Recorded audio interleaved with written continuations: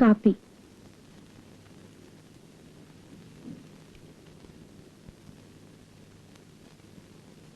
ഇന്നലെ ഇച്ചിരി കൂടുതൽ കുടിച്ചുപോയി. ഞാൻ ചോദിച്ചില്ലല്ലോ.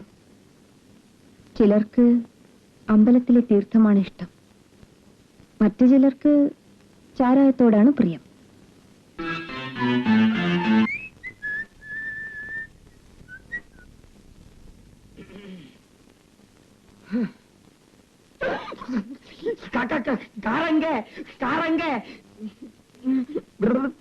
കാറവിടെ? ആ മാലയോ? അതെ, മാല തന്നില്ലെങ്കിൽ ഞാൻ വിളിച്ചു ആളെ കൂട്ടും. ദേ ഇങ്ങോട്ട് നോക്കിക്കേ. ആ കാണുന്ന വലിയ വീട്ടിൽ താമസിക്കുന്ന ആരാണെന്നറിയോ? ആരാ? DIG. പോലീസ് വന്ന ഭൈരവി തന്നെ കുഴയും. പിന്നെ ഞാനെന്തിനാ കുഴയുന്നേ? കുഴഞ്ഞു പോവും. കാറിൽ വന്ന് എന്നെ പിടിച്ചു നിർത്തി എന്റെ മാല തട്ടിയെടുത്തു. ഭഗവാനെ, കടുവായോ കിടുവാ പിടിച്ചല്ലോ എന്റെ സിന്ധു ഭൈരവി. ഇനി ആ സത്യം പറയാം, നിന്നെ ഒന്ന് പരിചയപ്പെടാൻ വേണ്ടി ഞാൻ നടത്തിയ നാടകമല്ലേ ഇത്? എന്നെ എന്തിനാ പരിചയപ്പെടുന്നത്? പ്രേമിക്കാൻ, പ്രേമിച്ച് കല്യാണം കഴിക്കാൻ. രക്ഷയില്ല.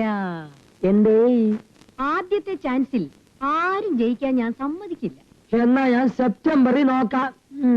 എന്റെ മാല ഒന്നിച്ചു പോവാൻ. സിന്ധുവിന്റെയും ഭൈരവിയുടെയും ഓർമ്മയ്ക്ക് വേണ്ടി ഈ മാല ഞാൻ കൊണ്ടുപോകും. എന്റെ ഓർമ്മയ്ക്കായി ഞാൻ മറ്റൊരു സമ്മാനം തരട്ടെ? തരൂ, തരട്ടെ, തരൂ. അയ്യോ, സത്യത്തിന് വിലയില്ല സിന്ധു ഭൈരവി. ഞാൻ കള്ളനോ തെണ്ടിയോ അല്ല, നിന്റെ ഒരു ആരാധകനാണ്. ഈ മാല പോലെ 1,00,000 മാലകൾ നിന്റെ കാൽക്കലേക്ക് വലിച്ചെറിയാൻ എനിക്കൊരു ദിവസം വന്നു. മാല പോയി എടുത്തോണ്ട് വരാനുള്ള സമയം. സത്യമാണോ? സത്യം. ആ പദത്തിന് എന്തർത്ഥം? ഞാനൊരു കോടീശ്വരന്റെ മകനാണ്, അറിയാമോ? എന്താ ജോലി? പേഴ്സ് ഇൻഡസ്ട്രി എന്ന് വെച്ചാ? അതായത് മണി പേഴ്സ് മാനുഫാക്ചർ ചെയ്യുന്ന ഫാക്ടറി. വൈരമാല ഉണ്ടാക്കുന്ന ഒരു ഫാക്ടറി എനിക്കുണ്ട്. അപ്പൊ ആശാരിയാണോ? അതെ, മനസ്സുകൊണ്ട് ശില്പങ്ങൾ ഉണ്ടാക്കുന്ന ഒരു ആശാരി, മനോ ആശാരി. പക്ഷെ എന്റെ പൂർവികന്മാരെല്ലാം നമ്പൂരിമാരായിരുന്നു. ഞാൻ എത്ര വലിയ തെറ്റാണ് ചെയ്തത്. നിങ്ങളുടെ നിസ്വാർത്ഥ പ്രേമത്തെ ഞാൻ അംഗീകരിച്ചില്ലെങ്കിൽ അതൊരു മഹാപാപമായി തീരും. നിങ്ങളെ പ്രേമിച്ചാലോ എന്റെ അച്ഛൻ ആത്മഹത്യ ചെയ്യുകയും ചെയ്യും. അയ്യോ, അതെന്താ? അച്ഛൻ ഒരു സംഗീതജ്ഞന് മാത്രമേ എന്നെ കല്യാണം കഴിച്ചു കൊടുക്കുകയുള്ളൂ. അദ്ദേഹത്തിന്റെ ജീവിതം തന്നെ സംഗീതമാണ്. അറിയില്ലേ ലോഹിതാക്ഷം ഭാഗവതരെ?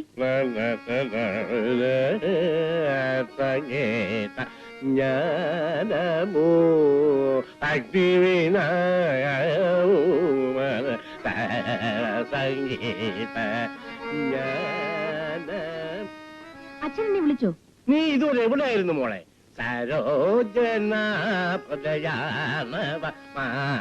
നീ വെറുതെ കാലിൽ ഇങ്ങനെ കറങ്ങി നടക്കരുത്. ുദ്യാനം നിന്റെ പ്രായമുള്ള സൂക്ഷിക്കേണ്ടതാണ്. അഭിരാമ്യമുണ്ട്. വേഗം പോയി പക്കമ്പോൾ എടുത്തോണ്ട് വായിക്കേ. ഇന്ന് ത്യാഗരാജ ജയന്തിയല്ലേ? ചേടാ, വിളിച്ചുണർത്തിയിട്ട് അത്താഴമില്ല എന്ന് പറയുന്ന സമ്പ്രദായമല്ലേ ആ വക്കീല് കാണിച്ചു പോയത്? 1,00,000 രൂപ നീ വെറുതെ അവളെ അടിച്ചിറക്കി. അവളാ വെള്ളസാരി കൊടുത്താ പൂജാമുറിയിലങ്ങ് കിടന്നോണ്ടേന് നമുക്ക് 1,00,000 രൂപയും കിട്ടിയത്. ഇപ്പൊ കുറ്റം എനിക്കായി. നോക്കണേ എന്റെ ഒരു കഷ്ടകാലം. നമുക്കൊരു കാര്യം ചെയ്താലോ? ചേട്ടത്തി അമ്മയെ കാണാനില്ലെന്നും പറഞ്ഞ് ഇവിടുത്തെ പോലീസ് സ്റ്റേഷനിൽ ഒരു പരാതി എഴുതി കൊടുക്കാം. പക്ഷെ ഒരു കാര്യം, ഇൻസ്പെക്ടർ മുള്ളും മുനയും വെച്ച് ഓരോന്നും ചോദിക്കും. ആലോചിച്ച് മറുപടി പറഞ്ഞില്ലെങ്കിൽ കേസ് തിരിഞ്ഞു വീഴും, വാദി പ്രതിയാവുകയും ചെയ്യും. അതൊക്കെ ഞാൻ നോക്കിക്കൊള്ളാം. ഇനി അവൾ ആ തടിമാടനെ സംബന്ധം ചെയ്ത് കാണുമോ എന്നാ എനിക്ക് സംശയം. അവൾ ആരെ വേണമെങ്കിൽ സംബന്ധം ചെയ്തോട്ടെ, നമുക്ക് ആ രൂപ ഇങ്ങോട്ട് കിട്ടിയാൽ മതിയായിരുന്നു. എന്റെ പാതിരങ്ങളെങ്ങനെ ഭഗവതി, ആ 1,00,000 രൂപയും കൂടെ കയ്യിലോട്ട് കിട്ടിയാൽ അന്ന് തന്നെ 10 നയാ പൈസ അതിൽ നിർത്തി അവിടുത്തെ വഞ്ചിപ്പെട്ടിയിൽ ഇട്ടോളാമേ. അമ്മേ മഹാമായേ. ജൂലൈ 2-ാം തീയതി രാത്രി 12 മണി വരെ ചേട്ടത്തിയമ്മ മുറിയിലുണ്ടായിരുന്നു. അതിനുശേഷമാണ് കാണാതായത്. ശരി, നിങ്ങൾ പെറ്റീഷൻ എഴുതി കൊടുത്തിട്ട് പോകും, ഞാൻ അന്വേഷിക്കാം.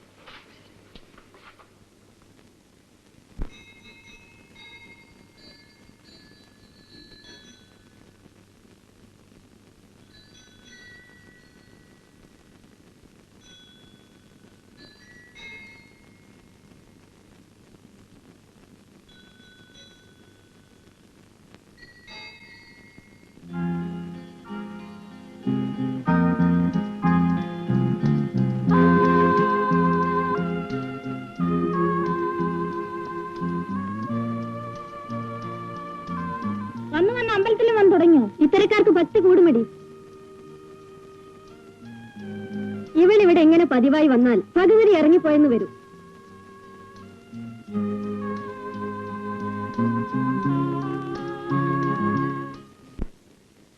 അപ്പോഴേ കുറച്ച് പുണ്യം ഞങ്ങൾക്കും കൂടെ തന്നേച്ചു പോടി. മുഴുവൻ അങ്ങ് കൊണ്ടുപോയി വേണുവിന് കൊടുക്കാതെ. ഓ, നടക്കുന്ന നടപ്പ് കണ്ടില്ലേ? കട്ട മുതല് തിന്ന് കഴിയുന്ന അലവലാതി. അല്ലടാ,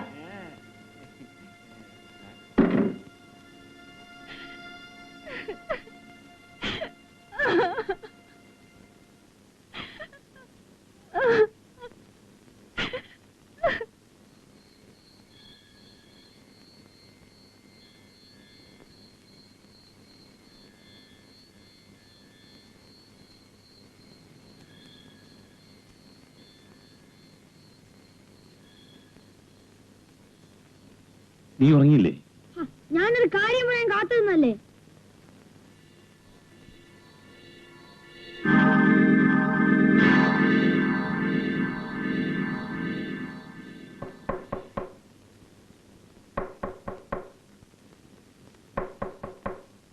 ഇറങ്ങി വേണോ വെളിയിൽ, ഇല്ലെങ്കിൽ നിന്റെ കഥ ഞാൻ ചവിട്ടി പൊളിക്കും.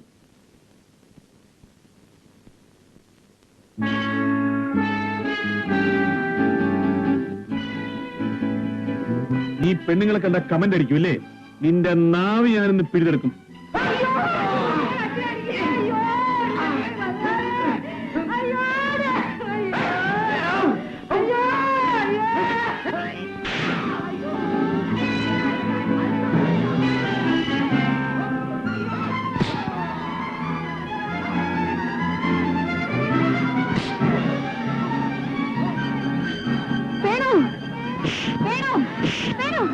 ഞാൻ പറയുന്നത് കേക്ക് വേണം.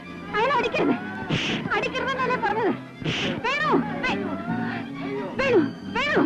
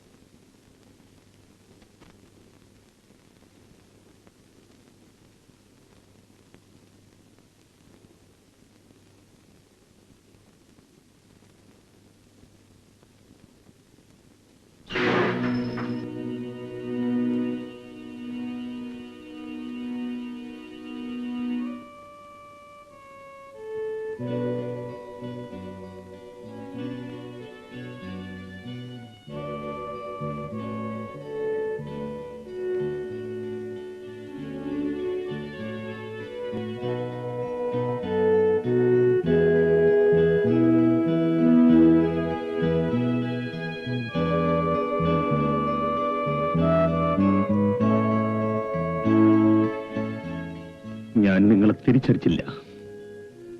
എന്റെ ജീവിതത്തിലെ ആദ്യത്തെ സംഭവമാണിത്.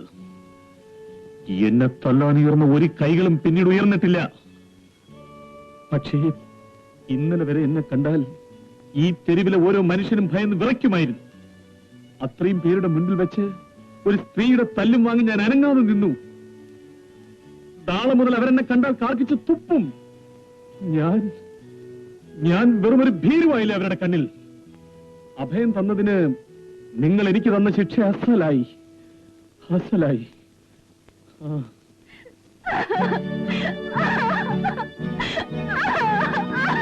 നിങ്ങൾ എന്താണ് കാണിക്കുന്നത്? നിർത്തൂ, നിർത്താൻ.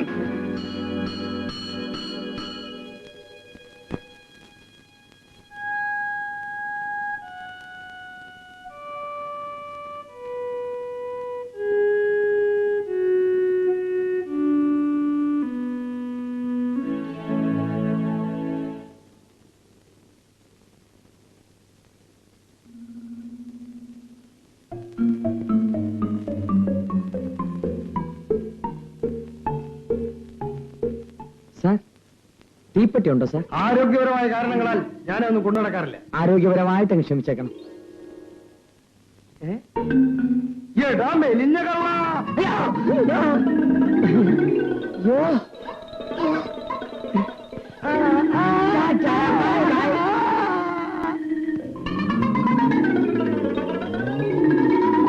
എടാ നീർക്കോലി, നില്ലവിടെ നീർക്കോലി.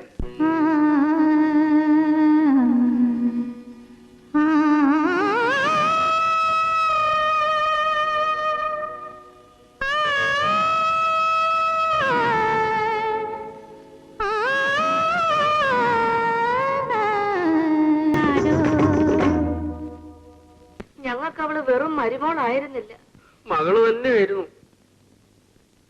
എന്റെ ലക്ഷ്മിയെ കാണാതായി. എന്റെ വീട്ടിൽ ഐശ്വര്യം എന്റെ ഗർഭപാത്രത്തിൽ കിടന്നില്ലെന്നേ ഉള്ളൂ. അവളിപ്പോ എവിടാണോ, എങ്ങനെ കഴിയുന്നോ? ഞങ്ങളും അന്വേഷിച്ചുകൊണ്ടിരിക്കുകയാണ്. സമാധാനമായിട്ട് പോണം.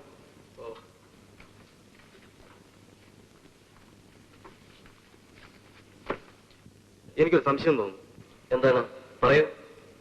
ആ വേണുവിന്റെ വീട്ടിൽ ഒരു സ്ത്രീവൻ താമസിക്കുന്നുണ്ട്.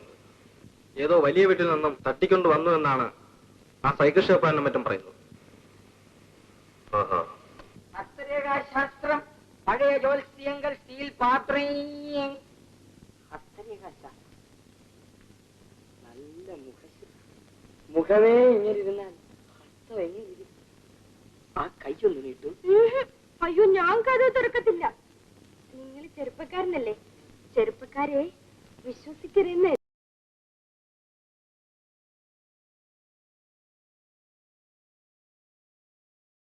എന്റെ ഭർത്താവ് പറഞ്ഞിരിക്കുന്നത്. അയ്യോ, എന്നെ വിശ്വസിക്കാം.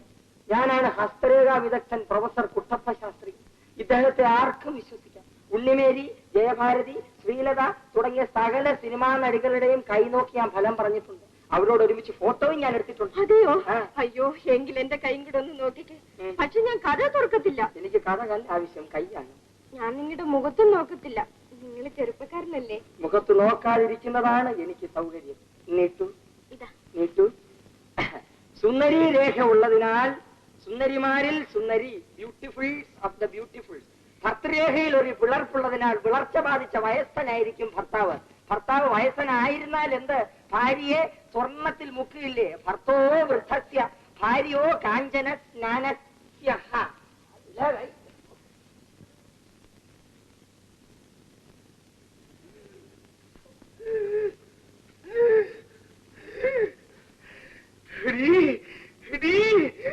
ഞാൻ ഇവിടെ ഇല്ലാത്തപ്പോ ആ സുന്ദര കുട്ടപ്പൻ വന്നതെന്ന് ഹാരി. എന്റെ കൈ നോക്കാൻ നോക്കാമെന്നാണെന്ന് എനിക്ക് മനസ്സിലായി. നിന്നെ ഞാൻ കൊല്ലുപരി, നിന്നെ ഞാൻ കൊല്ലും കൊല്ലും കൊല്ലും കൊല്ലും കൊല്ലും കൊല്ലും. കുളിയ കുളിയ കുളിയ കുളിയ.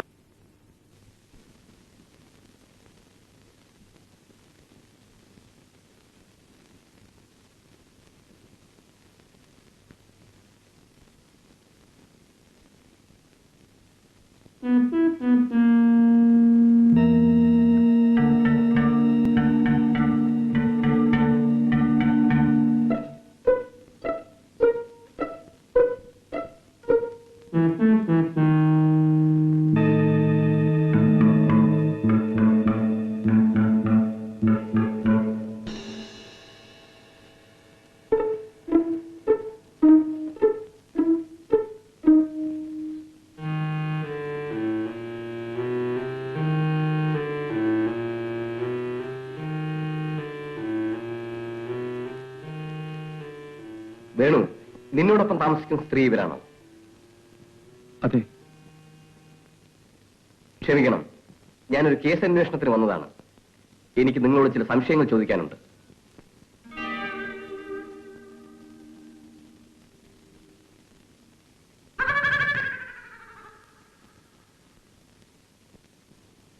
വേണു ഒരു സ്ത്രീയെ തട്ടിക്കൊണ്ടുവന്ന് കൂടെ താമസിപ്പിച്ചിട്ടുള്ളതായി എനിക്ക് നാട്ടുകാരിൽ നിന്നും പരാതി കിട്ടി. ഒരു വലിയ വീട്ടിലെ യുവതിയെ കാണാനില്ലെന്ന് ആ വീട്ടുകാരുടെ പരാതിയും കിട്ടിയിട്ടുണ്ട്. ഏതായാലും ഞാൻ അന്വേഷിക്കുന്ന സ്ത്രീ ഇവരല്ല.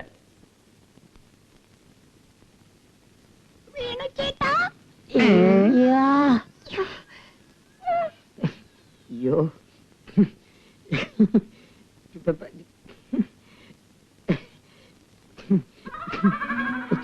അയ്യോ അയ്യോ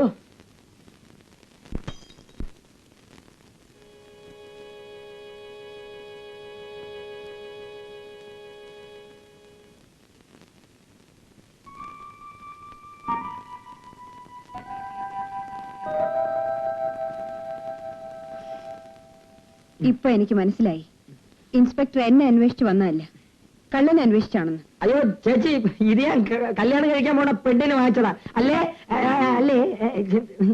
കല്യാണം എന്തിനൊരു പെണ്ണിന്റെ ജീവിതം കൂടി തുലയ്ക്കുന്നു? മോഷണവും കവർച്ചയും തൊഴിലാക്കിയവന് എന്തിനു കല്യാണം? ഒരു കള്ളന്റെ ഭാര്യയാകുന്നതിനേക്കാൾ ഭേദം ആത്മഹത്യ ചെയ്യുന്നതാണ്.